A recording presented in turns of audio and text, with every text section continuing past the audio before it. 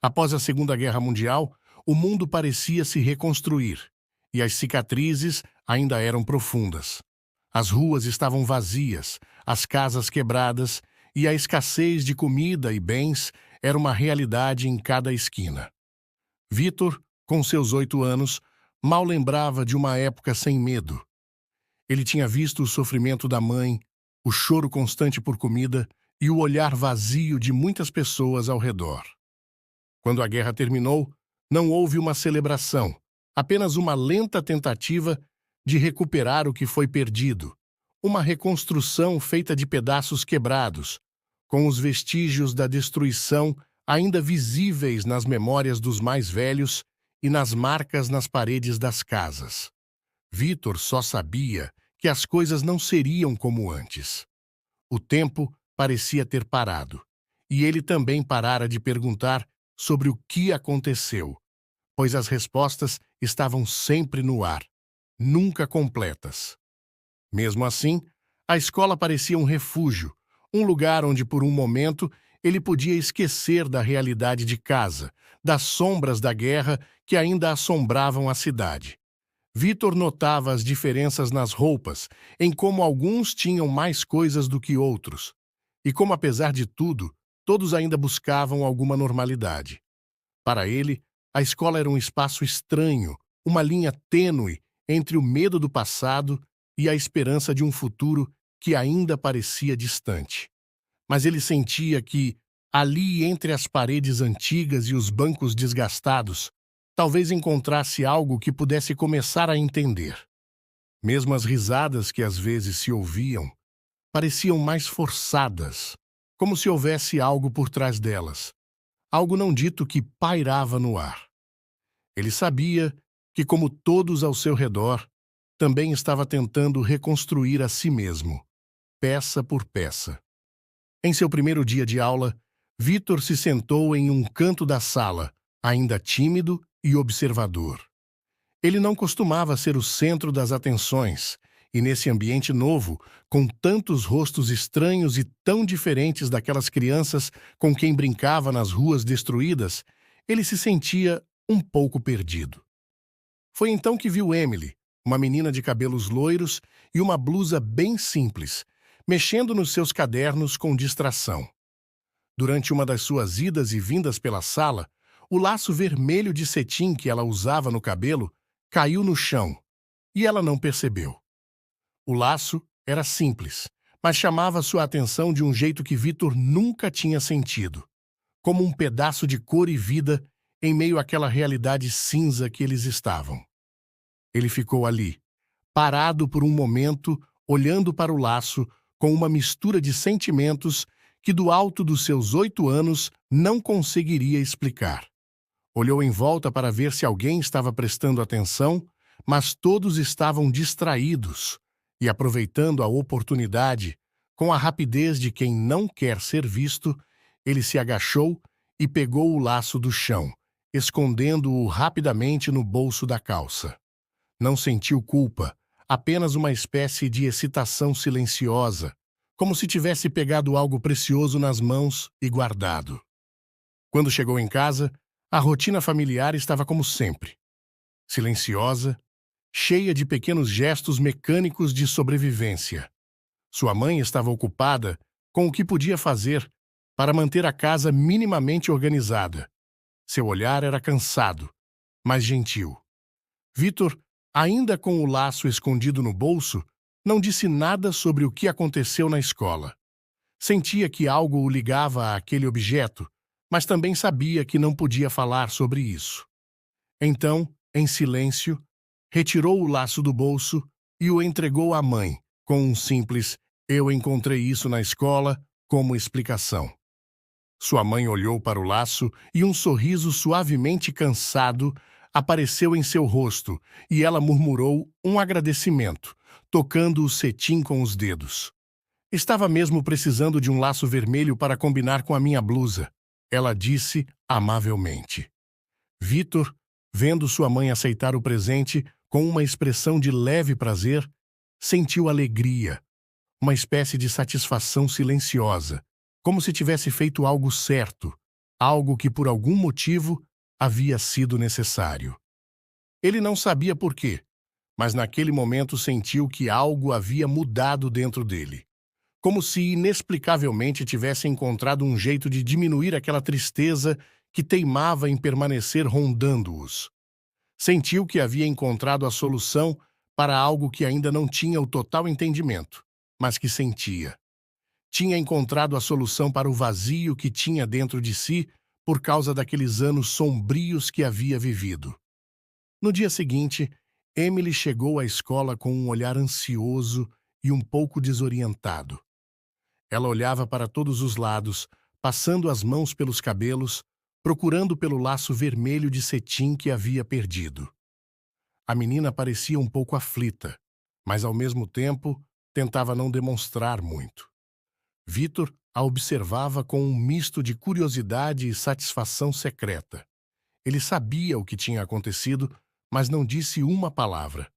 Emily perguntou a alguns colegas se alguém havia visto o laço, mas ninguém parecia saber de nada. A sala estava repleta de murmúrios e risadas abafadas, como se cada um estivesse imerso em suas próprias preocupações. Ninguém parecia preocupado com o sumiço do laço vermelho, exceto Emily. Vitor, por sua vez, sentiu uma espécie de prazer sutil ao ver Emily tão desesperada à procura do laço. Ele fingiu não saber de nada.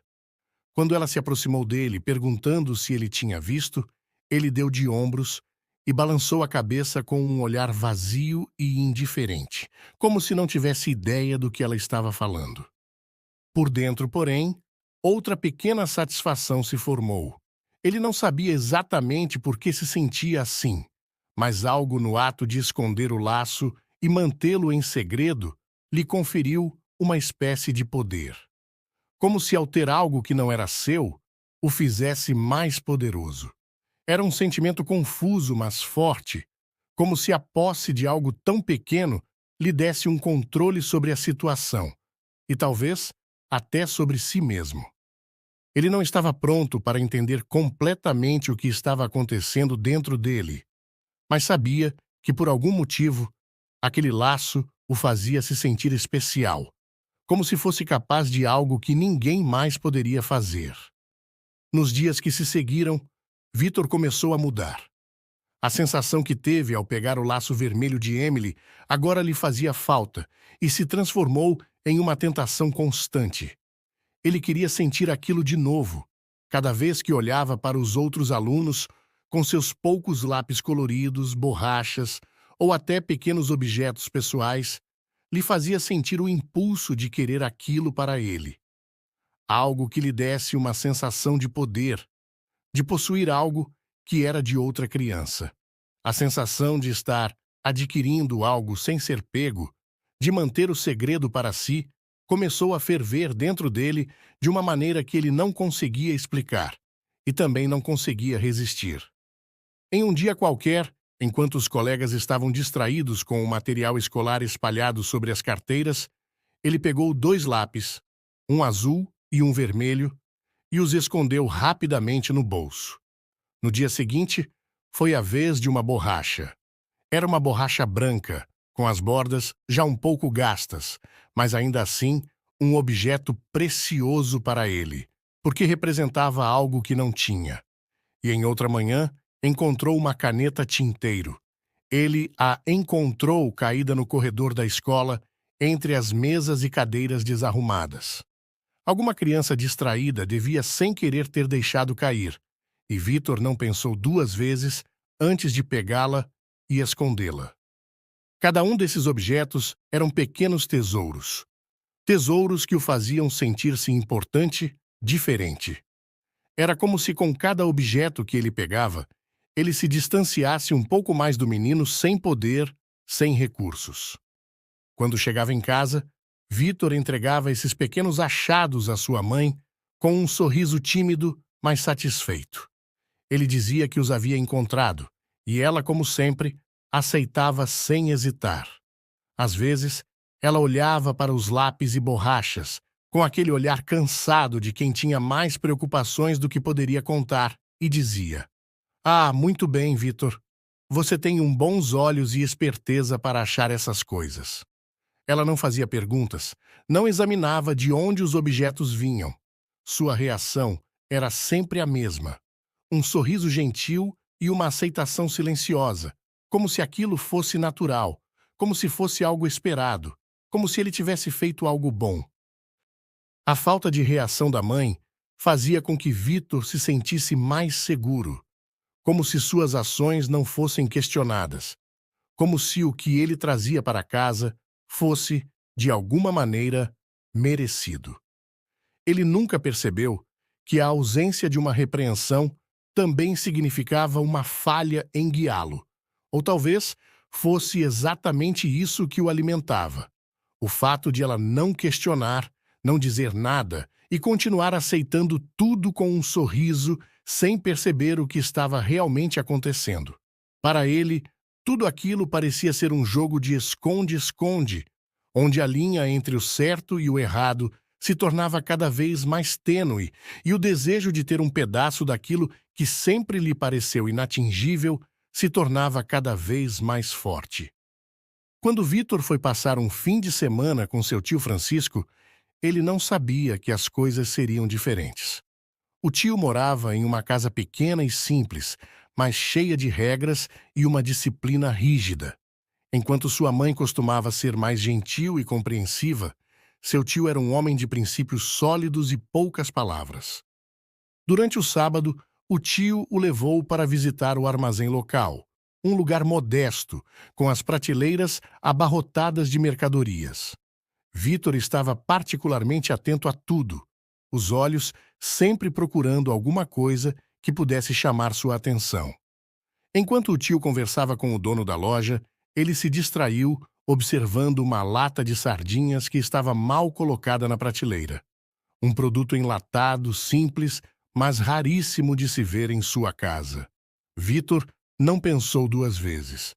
Com a destreza de quem já havia se habituado a pegar o que não era seu, ele agarrou a lata, escondendo-a rapidamente sob a blusa.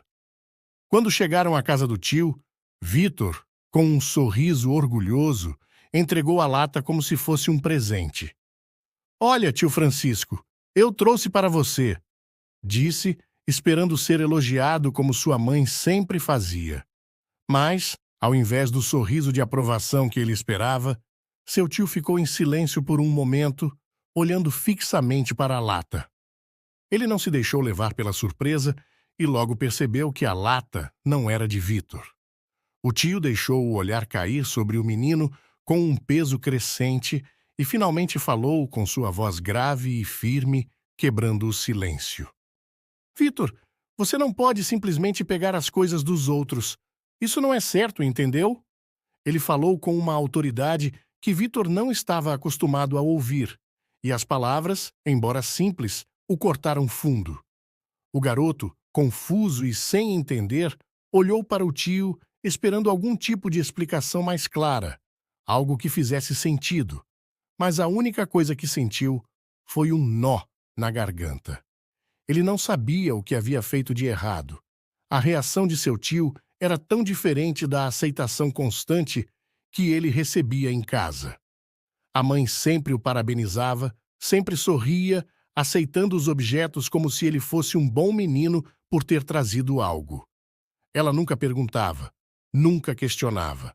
Mas agora, diante de seu tio, as coisas estavam diferentes, e Vitor não sabia como se encaixar nessa nova realidade. Estava confuso. No dia seguinte, a tentação voltou a falar mais alto. Quando o tio foi ao quintal, Vitor aproveitou para ir até o armazém sozinho, mais uma vez, para pegar algo que ele conseguisse. Desta vez, foi uma pequena caixa de fósforos. Quando voltou à casa do tio, escondeu-a. Não tinha entendido a reação de Francisco e achou melhor guardá-la para si no meio de suas roupas. No dia em que estava voltando para a sua casa, o seu tio foi ajeitar suas coisas na sacola e encontrou a caixa de fósforo entre as roupas. Na hora, Francisco entendeu que Vitor havia roubado novamente do armazém e, sem dizer uma palavra, o encarou com uma frieza que o menino nunca tinha visto. Antes que pudesse entender aquele olhar, o tio o pegou pela camisa e, com um movimento brusco, o levou para dentro da casa. "Você não aprendeu o que eu disse ontem?" perguntou com a voz ríspida e sem misericórdia. O que se seguiu foi um castigo severo, uma repreensão física que o fez chorar. Vitor, atordoado e confuso, não entendeu o que estava acontecendo. O tio, com suas mãos grandes e firmes, não parecia se importar com suas lágrimas. Ele apenas dizia que aquilo era para o bem de Vitor, que ele precisava aprender que não poderia continuar pegando as coisas dos outros. Mas o menino não conseguia entender como aquilo se encaixava no mundo em que vivia. Ele sentia o calor da dor no corpo, mas o que mais o feria era a incompreensão, o vazio. Onde estavam os elogios? Onde estava a aceitação? Naquele momento, ele queria apenas voltar para sua mãe, onde os objetos roubados eram tratados como conquistas, e ele era elogiado por ter encontrado algo valioso. No entanto, o tio, em sua dureza, parecia não saber educar de outra forma, e para Vitor, a dor da surra não era nada comparada ao sentimento de desorientação e de amargura que estava sentindo.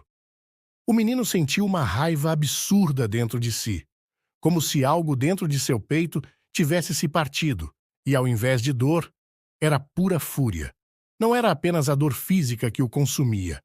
Aquela surra fez brotar no menino a sensação de humilhação. O fato de estar sendo tratado como um criminoso, um ladrão, por simplesmente fazer algo que a sua mãe, o ser que ele mais amava neste mundo, via como normal, fez o menino entender distorcido as diferentes reações para uma mesma situação, deixando-o confuso com uma tristeza e raiva enorme. Mas o que mais o revoltou era que o tio, esse homem que ele mal via como um tio, se meteu em sua vida sem compaixão, se achava no direito de lhe impor uma forma de viver que ele não entendia e certamente não queria. Aquela dor, o peso das mãos do tio em seu corpo, não era nada comparado ao que ele sentia por dentro. Vitor ficou com tanto ódio, tanto desgosto, que jurou vingança no fundo do seu coração, uma vingança silenciosa e amarga. Ele queria ver o tio sofrer da mesma maneira que ele havia sofrido, sentindo na pele o amargo gosto da frustração. Na mente de Vitor, aquela surra, aquele castigo, iria doer mais no tio do que nele. Ele o faria pagar, não imediatamente, mas de uma forma ou de outra. Ele não sabia ainda como, mas um dia ele se vingaria. Aquele controle que o tio pensava que tinha, Vitor iria tomar para si. Ele, como um menino que fora repreendido sem maiores explicações, sentia que aquilo que o tio tentava impor não fazia sentido algum. Era apenas uma tentativa de desmantelar sua autonomia. "Eu sou mais esperto do que ele", pensou, com a mente ardendo em novas ideias. "Eu vou ter mais poder, mais liberdade, mais coisas. Eu preciso ser notado, preciso ser respeitado, e para isso, preciso ter o que os outros têm." O pensamento se expandiu de uma maneira quase que obsessiva.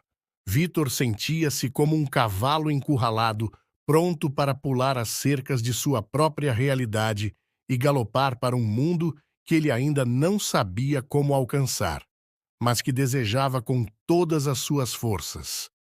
Ele não se conformava com a vida miserável que tinha ao lado de sua mãe. Sempre havia algo faltando, algo além de seus sonhos mais simples, como um brinquedo que durasse mais do que uma semana, um par de sapatos novos ou até mesmo uma blusa que não fosse remendada. Para ele, aquilo era humilhante. A pobreza o suprimia, o fazia sentir-se insignificante. E apesar de sua pouca idade, ele já sentia um pesar que muitos adultos não conheciam. Ele não queria viver assim, e mais do que isso, não aceitaria ser inferior. A mente de Vitor começava a se moldar para o que viria a ser sua luta pelo controle. Pensava que não importava o que tivesse de fazer ou como tivesse de fazer, nem que isso significasse quebrar regras, nem que isso significasse seguir por um caminho tortuoso e, muitas vezes, errado. Ele não seria pobre, miserável, humilhado o resto da vida. Nem que para isso precisasse aprender a agir de uma forma que as pessoas, em sua ignorância, chamariam de errada. Ele já entendia que o mundo não tinha compaixão e que para conseguir o que queria, precisaria usar suas próprias armas, não mais seguindo regras impostas, não mais sendo refém de normas que ele considerava insignificante. A raiva que o consumia se transformou em uma energia intensa, como se uma porta dentro de sua mente tivesse se aberto para um novo entendimento. Ele precisava de poder. E para ter poder, precisava de mais coisas. Não importava como. Não importava a quem tirasse. Vitor, com apenas 8 anos, sentia que o mundo estava lhe devendo, e ele faria de tudo para cobrar esse débito. Nos anos seguintes, Vitor seguiu com sua rotina de pequenos furtos pelas ruas da cidade, sempre procurando uma brecha para conseguir algo fácil, como uma carteira esquecida ou um relógio de bolso bem colocado sobre a mesa de um café. Mas, com o passar do tempo, aquilo já não tinha mais o mesmo sabor. O que antes parecia ser o suficiente para satisfazer sua ânsia de adrenalina e sua necessidade de dinheiro fácil, logo começou a parecer sem graça, sem desafio. Ele já não se empolgava mais com objetos pequenos e simples, como um par de óculos ou uma capa de chuva. O que ele queria agora era algo de mais valor, algo que realmente causasse impacto. Foi então que a mente de Vitor começou a buscar algo mais ousado. Ele já não se contentava com furtos no centro da cidade ou dentro dos cafés. Começou a mirar em lugares mais sofisticados. Passou a vasculhar as joalherias mais elegantes e a procurar por velhas obras de arte escondidas em casas de antigos colecionadores. Roubos de carros agora estavam em seus planos, carros importados, como os modelos europeus, o Rolls-Royce Silver Wraith e Mercedes-Benz 170S, que começavam a ganhar as ruas das grandes cidades. E o dinheiro, não mais trocados de trocos. Começou a trabalhar com grandes quantias, invadindo cofres de bancos ou se aproveitando das fraquezas de grandes empresários. Ele queria algo que realmente valesse a pena, algo que pudesse mudar sua vida. Mas, à medida que seu império de pequenos e grandes furtos foi crescendo, Vitor não apenas se tornou mais astuto e audacioso, ele também começou a acumular poder. Sua habilidade de escapar das garras da lei e de manipular situações fazia dele um nome temido e respeitado no submundo do crime. Não demorou muito para que outros bandidos começassem a notar sua ascensão. Gente de todas as partes, de rua e de galeria, começou a procurá-lo, atraída por sua habilidade e pela riqueza que ele parecia acumular. Alguns queriam ser tão bons quanto ele, tentavam aprender seus truques, suas táticas. Outros, mais humildes, procuravam apenas se aliar, oferecendo seus serviços em troca de uma pequena parte do lucro, ou simplesmente pela promessa de proteção e prestígio. Vitor agora não era mais um simples ladrão de rua. Ele era um líder, um homem que comandava e inspirava, alguém que sabia como recrutar os melhores. Ele começou a formar sua própria rede. Os melhores ladrões da cidade, os mais espertos, se aproximaram dele com ofertas de colaboração, e até bandidos de outras regiões, ouvindo rumores de seu nome, viajavam longas distâncias para se juntar a ele. O que antes eram furtos individuais, agora se transformavam em grandes esquemas, com equipes bem treinadas, planos meticulosamente arquitetados. Vitor sabia como usar essas alianças a seu favor. Ele não apenas recrutava, mas também manipulava, controlando os que se aproximavam e sempre deixando claro que, no fim, ele era o comandante. À medida que sua rede de criminosos se expandia, ele também se cercava de uma aura de temor, alguém cuja palavra se tornava uma sentença. O que antes eram furtos cuidadosos e estratégicos, agora se tornavam verdadeiras operações de guerra. As pessoas ao seu redor, que antes se arriscavam em sua companhia, passavam a agir com cautela, temendo que o menor deslize pudesse significar o fim. Vitor, ao contrário, se tornava mais calculista, mais frio, mais imune à moralidade. Ele já não queria apenas o dinheiro ou os bens materiais. Ele queria o controle absoluto. E, para isso, estava disposto a sacrificar tudo o que fosse necessário. Sua lenda crescia, mas não sem um preço. E à medida que conquistava mais território, a distância entre ele e aqueles que se atreviam a se opor ficava menor. Ele não era mais um ladrão qualquer. Ele era um homem que fazia da ganância e da manipulação seu império, e nada, nem mesmo as pessoas que ele usava para crescer, estavam seguras diante de sua sede insaciável por poder. Vitor observava a velha casa de seu tio pelo outro lado da rua. Ele foi até a sua cidade para finalmente pôr em prática a sua vingança, como se a cada segundo pudesse demonstrar não apenas a decadência de um homem, mas o reflexo de um passado que ainda queimava em sua alma. O tio, um homem que havia perdido a força física e a autoridade moral, com o passar dos anos, estava ali, sozinho em sua solidão, sem saber que aquele seria um dia crucial em sua vida. Vitor não tinha pressa. Ele não queria terminar tudo rápido. O que ele procurava agora era mais doloroso do que qualquer golpe físico. Mas ainda assim, queria fazer o seu tio sofrer. Para ele, aquele dia da surra foi terrivelmente inesquecível. E o que Francisco fez naquele dia a Vitor, para ele, nunca poderia ser perdoado. Com um sinal discreto, Vitor indicou para seus 2 capangas, homens experientes e leais, que se preparassem. Eles estavam ali para garantir que o plano fosse executado sem erros. O tio não sabia o que estava prestes a acontecer, mas Vitor sabia exatamente o que queria fazer. Entraram pela porta dos fundos sem fazer barulho, como sombras, e se dirigiram até a sala onde o tio passava seus dias. Ele estava lá, como Vitor imaginava, sentado em sua velha cadeira de balanço, com os olhos fixos no horizonte, com um olhar vazio, perdido. A garrafa de cachaça estava ao alcance de sua mão e ele parecia estar esperando por algo que não sabia exatamente o que era, mas que sentia que iria acontecer. Vitor o observou por um instante como um caçador que sabe que sua presa está prestes a ser capturada.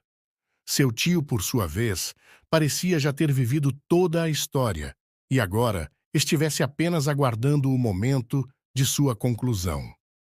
Tio, sua voz cortou o silêncio da casa. O tio, ao ouvir seu nome, levantou os olhos lentamente, como se acordasse de um transe. Seu semblante não aparentou surpresa, mas desconforto. Era claro que ele sabia quem estava ali. E o velho homem sabia qual era o propósito daquela visita. Eu vim aqui, tio, porque eu queria que você entendesse uma coisa. Vitor disse, se aproximando e ficando em frente ao velho homem. Vitor queria que ele se sentisse pequeno, impotente, como ele se sentiu naquele dia da surra, por isso não se sentou. E continuou. Eu não sou mais aquele garoto que você espancou, tio. Ele continuou com a voz calma, mas pesada de um ressentimento que nunca desapareceu. O tio se mexeu ligeiramente na cadeira, mas sabia que não tinha energia ou autoridade para confrontar aquele homem que estava diante dele. E conformou-se. Quando eu fiz aquilo, Vitor, eu só queria que você entendesse que roubar não era certo. Você precisava aprender essa lição. Eu fiz aquilo porque eu sabia o que seria da sua vida se não entendesse logo isso. O meu erro foi ter me utilizado de violência para fazer você entender. Hoje, sei que eu estava completamente errado. Eu devia ter conversado com você, acolhido você. Eu devia ter te ensinado sobre o certo e o errado. O tio falou, com a voz fraca, tentando justificar o que fizera anos atrás. E se eu pudesse voltar no tempo, eu faria isso. O tio fez uma pausa. Mas não posso mudar o passado. Me arrependo, mas sei que isso não faz a menor diferença para você. Em parte te entendo. Em outra parte, acho que deveria levar em consideração de que era uma outra época e os ensinamentos eram dados de forma diferente, de forma rígida. Não estou me justificando. Só estou tentando dizer que me arrependo de não ter usado os meios certos para se educar uma criança. Uma criança como você, que precisava receber ensinamentos da forma correta. Vitor não disse nada por um momento. Ele apenas olhou o velho homem à sua frente com um olhar que parecia ler cada fragmento de sua vida. E então, lentamente, ele falou: Você realmente acha que aquilo era sobre certo ou errado, tio? Você acha que eu, naquela idade, poderia entender o que você queria me ensinar? Eu estava só tentando sobreviver. Vitor disse com a voz calma, mas carregada de ódio. O silêncio voltou a tomar conta da casa. O tio olhou para baixo, incapaz de responder. Seus olhos se encheram de uma tristeza que ele não sabia como lidar, talvez porque soubesse que nunca poderia reverter o que fizera. Ele tinha se perdido em sua própria arrogância, acreditando que a dureza tornaria Vitor um homem melhor. Mas agora, via que isso tragicamente o afastou de tudo o que era amor. Vitor deu um passo para trás, não mais interessado em prolongar o sofrimento. Ele não precisava mais dizer nada. Ele sabia que o tio estava sendo consumido por aquilo. Ele já não era o homem forte de antes, e sim, alguém fraco, que percebia a extensão do dano que causou, não apenas a Vitor, mas a si mesmo. Só que isto não era suficiente para ele. Eu passei tantos anos odiando você, tio, Vitor disse finalmente. E talvez se você tivesse apenas me ouvido, se tivesse dado um passo em minha direção, talvez eu não tivesse guardado tanto ódio no meu coração. Talvez eu fosse mesmo um homem diferente agora. Mas não, você preferiu a violência. E eu agora vou preferi-la também. O tio levantou os olhos já conformado. Por anos sabia que a vingança de Vitor era só uma questão de tempo. Mesmo o menino não dizendo uma única palavra sobre isso naquele dia, ele sabia que aquele menino tinha guardado o rancor e a amargura do peso de sua mão até o momento em que pudesse dar o troco. O seu arrependimento era insuportável, mas nada valia de nada naquele momento. Vitor não olhou para trás quando se virou para sair. Não era necessário. Ele saiu da sala deixando o seu tio com os seus capangas, que fecharam a porta para terminar o serviço que ele havia ordenado a eles. Nos anos que se seguiram, Vitor se tornou uma figura ainda mais poderosa e temida. Ele havia aprendido a manipular a situação a seu favor com uma maestria impressionante. Sua rede de aliados cresceu, e com ela, sua influência. Enganava e despistava a polícia com tanta habilidade que parecia ser intocável. Ele sabia como desaparecer nas sombras, como usar o medo a seu favor, como tirar vantagem da fraqueza humana. Durante décadas, ele roubou, manipulou e matou sem jamais ser pego, tornando-se uma lenda. Seu nome era sussurrado pelos pobres e pela elite, e o simples fato de mencioná-lo fazia calar até os mais ousados.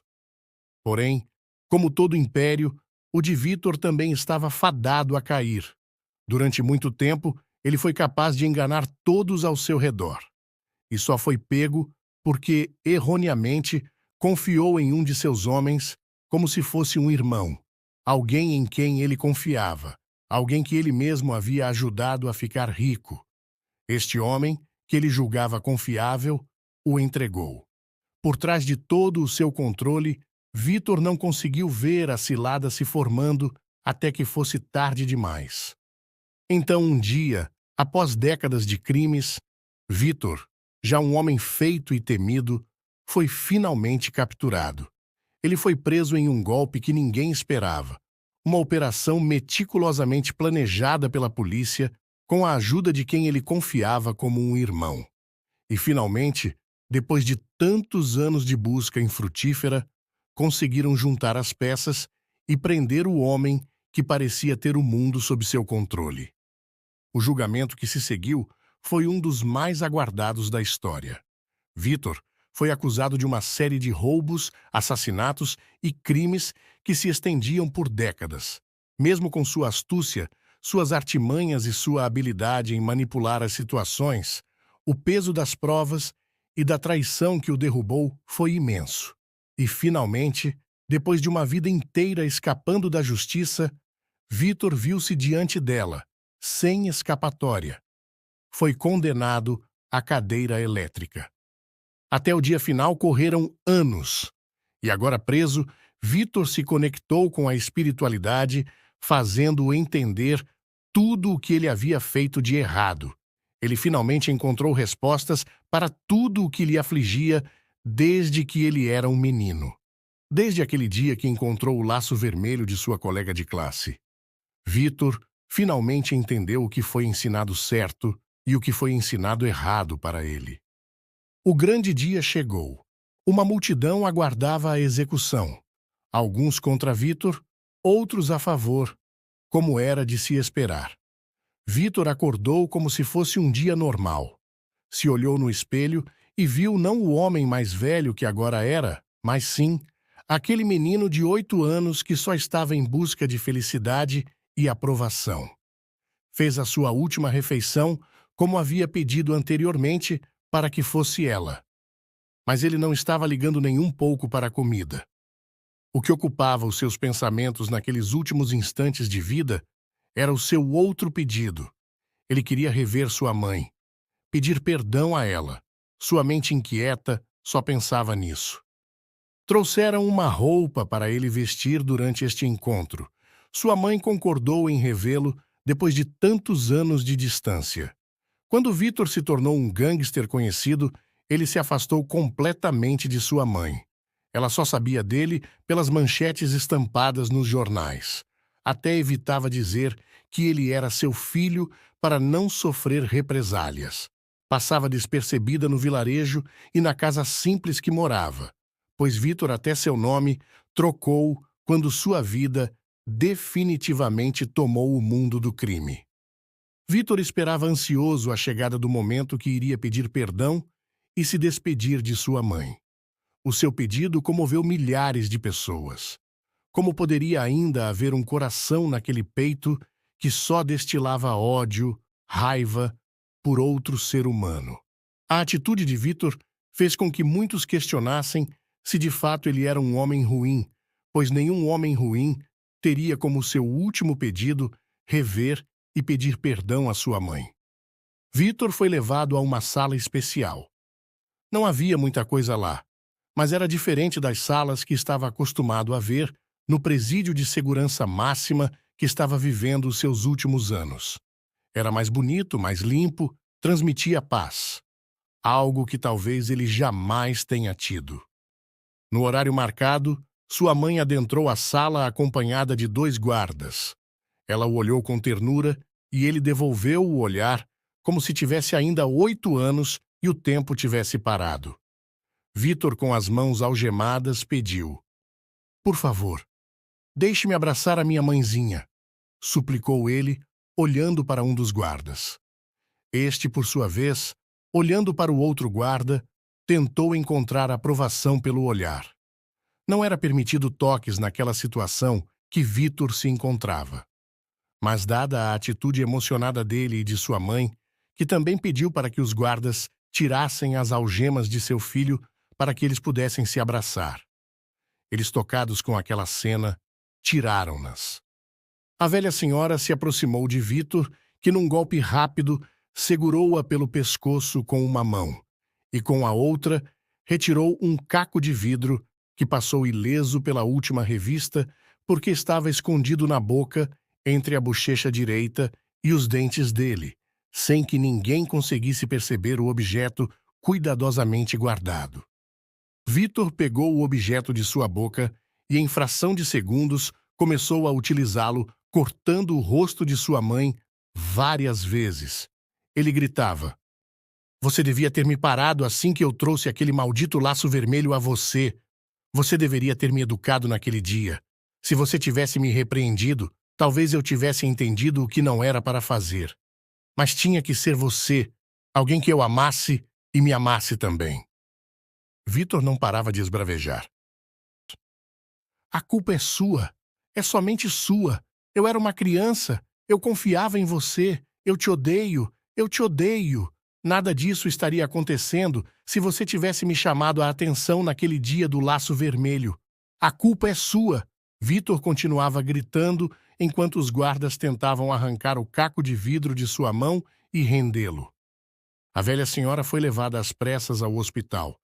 E não se sabe ao certo se ela morreu ou se sobreviveu e carregou as cicatrizes e a dor que seu filho lhe desferiu aquele dia, até a sua morte. A verdade é que depois deste ocorrido, só o que se sabe é que ela deu entrada no hospital ainda com vida, mas nunca mais ouviu-se falar da velha mãe de Vitor, nem mesmo no vilarejo em que ela morava. Mesmo acontecendo tudo isso, Vitor foi conduzido à cadeira elétrica naquele mesmo dia, e os dois guardas que acompanharam disseram que ele não chorou ou lamentou. Pelo contrário, estava dando gargalhadas quando começou a receber o choque mortal. E gritava: "A culpa é dela! A culpa é dela!" Uma coisa absurdamente perturbadora de se ver e de se lembrar, disseram eles. E a lição de vida que fica é: por favor, tomem cuidado com o que fazem e com o que falam perto de uma criança. Os resultados podem ser ótimos se os estímulos forem também, mas completamente catastróficos e talvez irreversíveis se forem o contrário. O que falamos e fazemos para uma criança molda o seu futuro. Uma ação, uma palavra não dita ou dita no momento errado, na hora errada, podem sim transformar negativamente a vida de um pequeno ser. O que o pequeno Vitor não teve em sua infância foi uma orientação firme e amorosa que o ajudasse a compreender a diferença entre o certo e o errado, que o fizesse refletir sobre suas escolhas. Nenhuma criança deve ser tratada como se suas ações não tivessem importância. O amor é também a responsabilidade de ensinar, de corrigir com amor e de guiar. Ignorar isso pode ter consequências imprevisíveis e profundas.